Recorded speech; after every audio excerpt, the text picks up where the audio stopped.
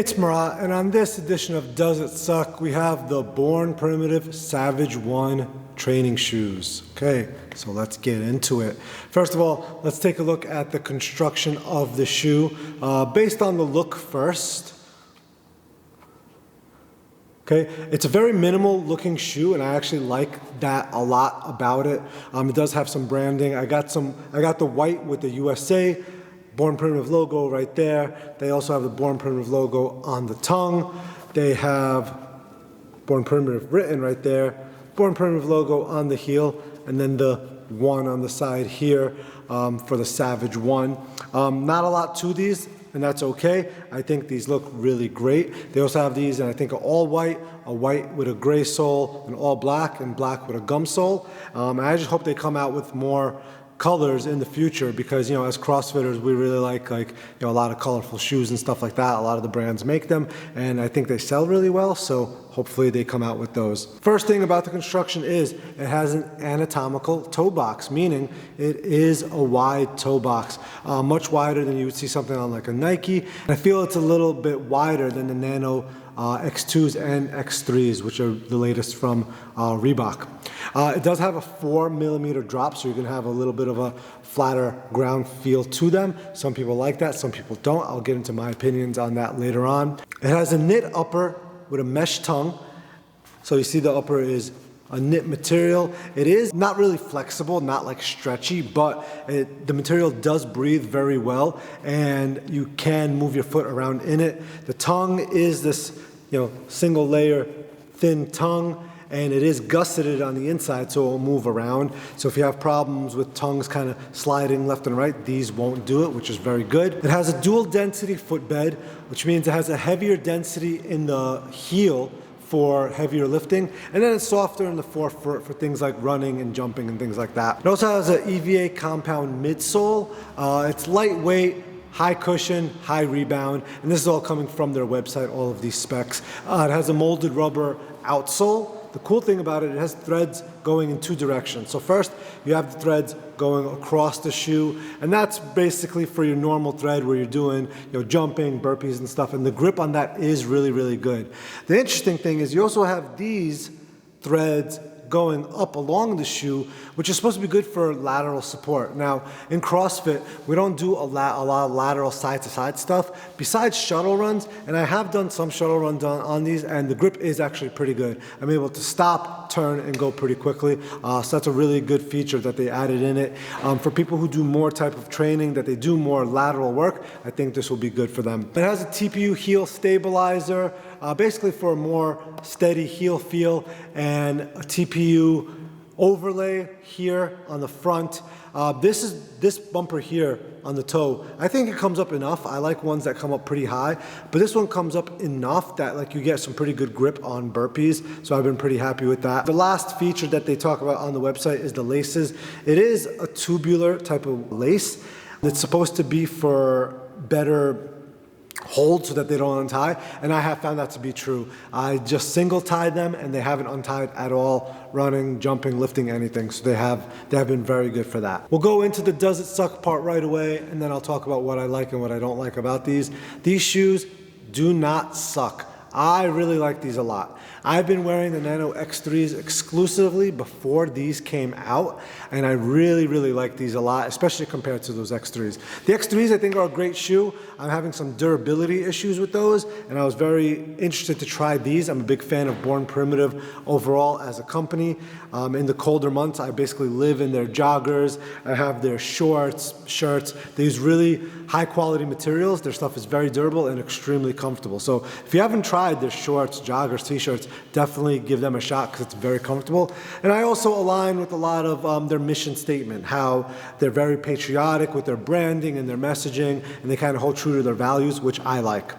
Now, let's go with some of the things I like about the shoe. Number one, very, very comfortable. As soon as you put your foot in, it does give you kind of feelings of the old Nano 2s, which a lot of people have been saying about this shoe. Now, it doesn't feel exactly like it, but the comfort is there. You got that wide toe box. You're able to splay your toes out when you're lifting. It is a very, very comfortable shoe. Another thing I like, it has a very flat feel. I have flat and wide feet, so any shoe that has a bit of an arch Any arch support I can't wear. So I can't wear like the Rads, other ones, Tiers to a certain point I can't really wear without a little bit of discomfort in my arch. One shoe that I really liked a couple years ago was the Nano 10. Could not wear them at all because they dug into my arch a lot. These shoes do not do that whatsoever. So if you have a little bit of a flatter foot, these will be really good for you. Another thing I like about them, they've been good for everything so far. Now I'm gonna play in some videos here of a couple of workouts that I recorded. I had a very, very heavy weekend of training with the Wadapalooza online qualifiers, which I redid each workout once, so I did each workout twice total. And we have a team competition coming up, so we did a training day where we did 3 workouts in one day.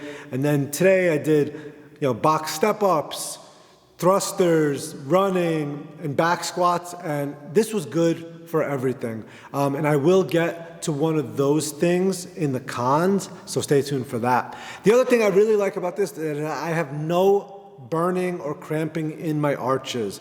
Like I talked about the other shoes where they were digging into my arch a little bit, I had none of that here. Sometimes you do high rep movements where you're kind of standing in the same spot, but your foot is flexing a lot over and over again. You get that deep burn in your arch where you just want to toss the shoes off at the very end of your workout. I haven't had that with these yet.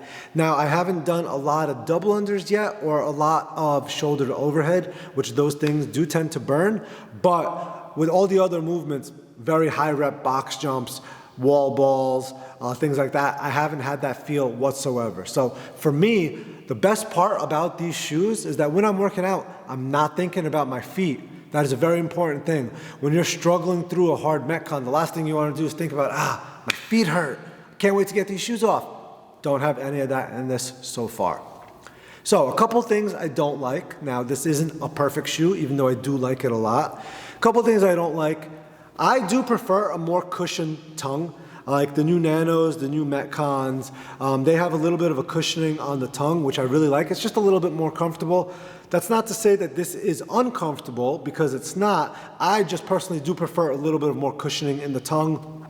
So maybe on the next iteration of this model, maybe they'll add a little bit of cushioning, even though that does add weight to the shoe. That's another positive that I did like about the shoe. It's very, very lightweight.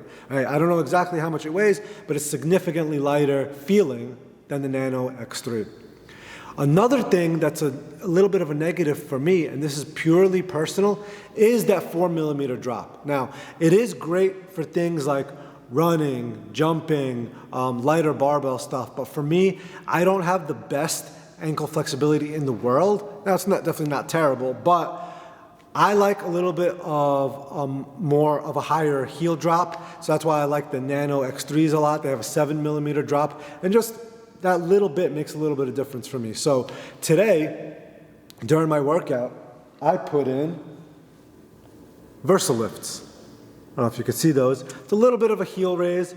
I put them in underneath the insole of the shoe. So, I'll pop the insole out, place these in the heel. All right, place these in the heel, and then slide the insole back in. And that gives me a little bit of a raise on my heel, which I did that today for the thrusters. It felt great. Heavy back squats.